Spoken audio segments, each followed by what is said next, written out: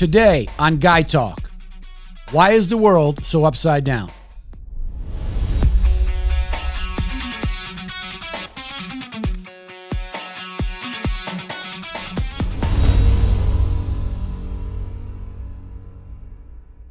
Hello and welcome to Guy Talk. Well, we are in a world of complete chaos right now. Everything has been turned upside down. Things that seem like common sense to most of us, to many, are not. I know that many of you think like I do and are wondering, what is wrong with people? Why is much of what we are seeing okay with people? Why are more of our leaders not doing something about it? The chaos in the streets. Why are they not more outraged? What is going on? Why are we allowing this to take place? Well, I'm going to attempt to answer that today.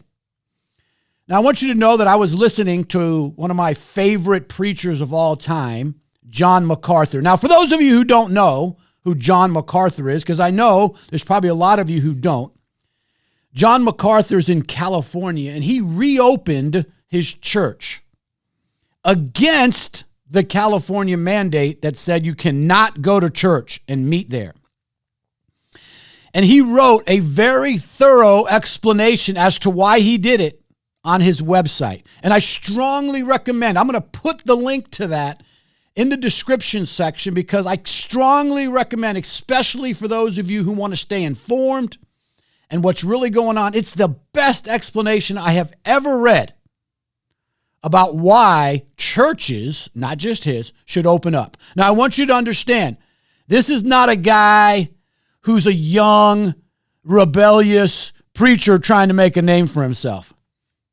John MacArthur's 81 years old and has been at the same church for over 50 years. He is the most respected or nearly the most respected pastor anywhere in the world. So, why is everything so backwards? Why have our leaders failed us in such a critical time as this? Well, let's take a look at the people, first of all, that we're supposed to be relying on, the people we're supposed to trust. Let's take a look at that. First of all, politicians. Now, I know some of you are laughing right now. I have never in my life ever seen politicians more divided. Both sides are dug in. A perfect example of that was the recent Attorney General William Barr hearing before Congress, and he gets up there, and it was the most disgusting display of partisanship I have ever seen. He would be asked questions, attempt to answer them, and get cut off immediately. Wasn't even allowed to answer the question. And this happened all day long. It was disgusting. So what is going on? What is at play here? Next on the list, health officials. I don't think they've been right yet about anything they've said. There's been no consensus about what's going on with this COVID thing. But not only that, we now have our health officials and doctors who are on the front lines on opposite sides of the pandemic. Those doctors who are dealing with COVID patients every day, they're saying one thing. They're talking about hydroxychloroquine and how it works. And the experts on the other side who aren't treating patients, these are just people who are tasked as experts to give us concrete. Listen, they're supposed to be keeping us informed on the science, on how to move forward, and they completely disagree. What is going on and what is at play here? Let's talk about social activists for a minute. People that are supposed to be watchdogs over those in charge, and they're at odds. What is going on? What is at play here? Another entity we look to for solid information. University professors, the academic world. What a disgrace our academians have been. Not only failing our kids, but filling their minds with garbage. They are clearly pushing an agenda in all of this. It used to be that you would have opinions on college campuses on both sides. Now it's nearly impossible to find an opinion on both sides. It's all an agenda. What is going on and what is at play here? Next up, the media. You are in complete denial or living under a rock, completely uninformed and ignorant to what is going on if you don't recognize the bias in our media today. It has never been worse. In fact, people who are supposed to be reporting the news, it has turned into a editorial commentary every night. What is going on and what is at play here? And lastly, I want to talk about our religious leaders.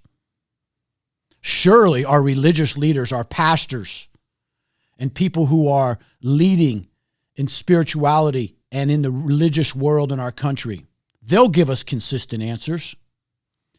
I think I'm most disappointed in this group.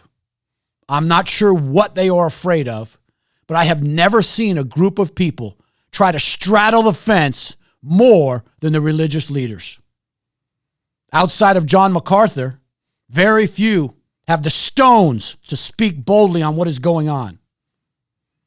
I think I'll do a complete episode on that in the future. So what is going on and what is at play here? Think about it. Churches are mandated to stay closed, but protesters, rioters, looters, vandals, and arsonists are free to run amok in several of our large cities in the United States. We can't shop in a store, but it's okay to go ahead and loot it. We're charging police officers with crimes, but allowing the rioters and the looters and the vandals and the arsonists to go free. We're not allowed to go back to work because it's too dangerous, but you're free to loot where people used to be at work. We cannot attend church, but you're free to burn one down if you'd like. Again, we can't go to church, but you can go to the bar. Criminals have become heroes, and the real heroes are abused, berated, defamed, and attacked. And their solution? Abolish and defund the police. The very people who are here to protect the good and punish the evildoers. You can't eat in a restaurant, but you can burn it down, vandalize it, and loot it. You can't go to church, but you certainly can go to the casino. God is banned, but drinking, gambling, rioting, vandalism, and arson, all permitted. We destroy and tear down statues of our country's greatest leaders because of their past sins. And the people who tear them down have no accomplishments, no achievements, no influence, and are wretched sinners themselves. Who are these people that we are allowing to destroy our history? Why have we given them permission to destroy things? What have they ever done to be given the right to destroy our history?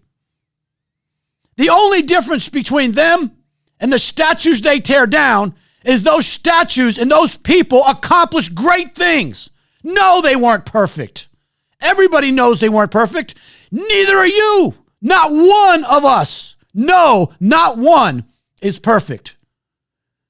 If it was about being perfect and having nothing in our past, every one of us could never, ever have influence or stand up, because all of us, at the end of the day, are wretched sinners.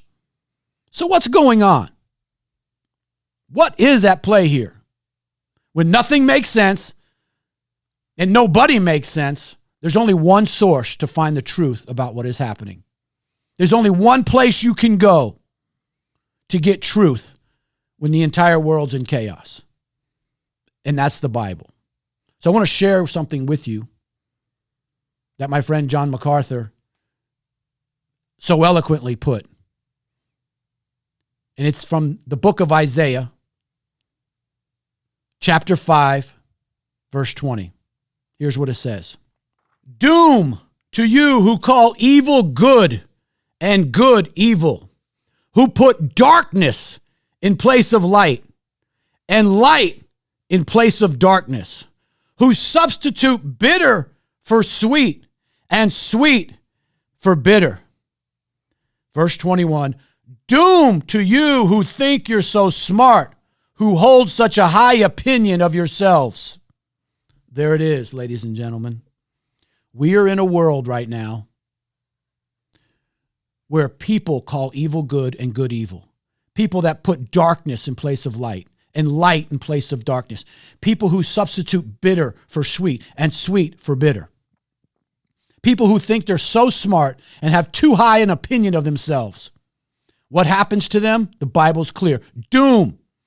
These people, for the most part, are godless. There's nothing higher than themselves.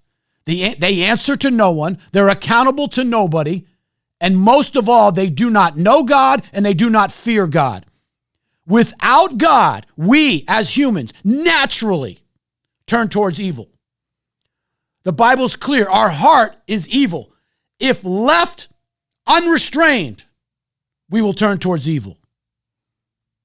There's 4 things that keep us as humans restrained. And the people in the streets have no influence from any of them. Number 1, a conscience. It's a sense of right and wrong. It's a warning sign that we are being disobedient to some law. All of us have conscience, unless it's seared.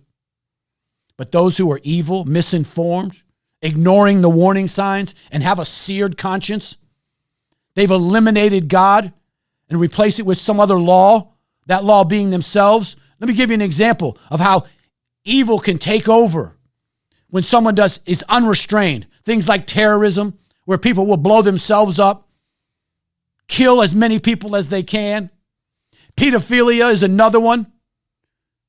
And I can't even believe that our country right now is starting to soften on pedophilia. Oh, it's out there. Sex trafficking. It can't get any more evil than that. Ephesians 4:18. I want you to hear very carefully what it says. They are darkened in their understanding and separated from the life of God because of the ignorance that is in them, due to the hardening of their hearts. Conscience. Many people have seared their conscience and have no conscience. Number 2, family. Friends, mentors, a community of people that you have, your family, your friends, your mentors. It's a home. People who contain their thoughts, their actions. Those people around you, those family members, when you're having discussions and you're going off the deep end and somebody's like, bro, you're losing it. Calm down, chill. The family unit has helped to do that. But the family unit is being destroyed. And it's not an accident it's being destroyed. It's on purpose. It's part of the agenda. Let's destroy the family. One of the fabrics that helps people stay restrained. People usually have moms and dads who help keep control over what their kids are doing. All the statistics show the family is under complete assault. Third is the government. The government gives us borders. They have laws. They have parameters. It's accountability.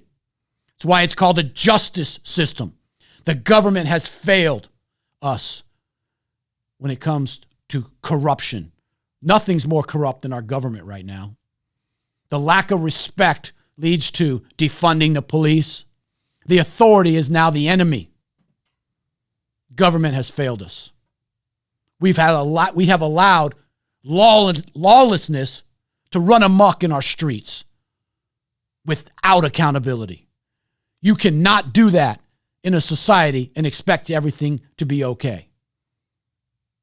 And the last entity that helps people stay restrained is the church. These people out there doing all this evil are without influence. In many ways, our churches have failed to step up and speak out about the crimes in our streets because they're afraid to tell the truth about what's going on. They don't want to offend anybody. I got news for you. It's time to offend people. Do you see what's going on? If those good people in society, and I'm talking to most of you who've been silent, it's time to be silent no more. Enough is enough. That's why it happens. That's why people become evil. Listen, evil exists.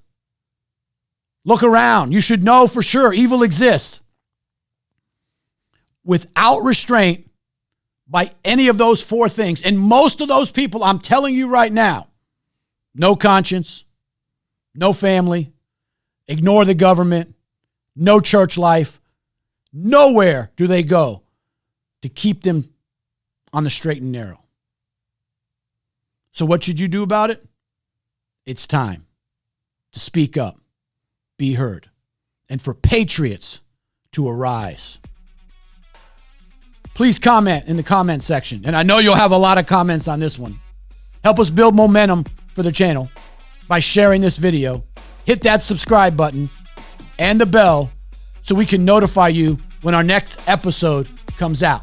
But please, don't unsubscribe. Hang in there.